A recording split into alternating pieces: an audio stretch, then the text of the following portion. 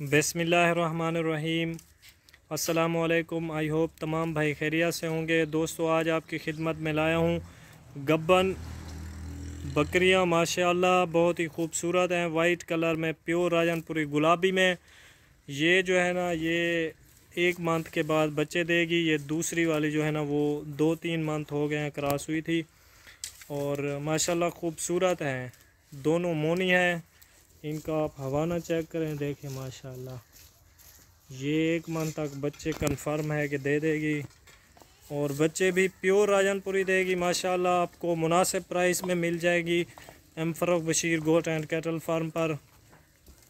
जिस दोस्त को बकरे, मुंदरे, बैल वगैरह चाहिए हों, हमारे पास हर वक्त दस्तयाब होते हैं। आला नस्ल के, आला क्वालिटी के और टॉप क्वालिटी की चीज़ें हम फ्राहम करते हैं तमाम दोस्तों को।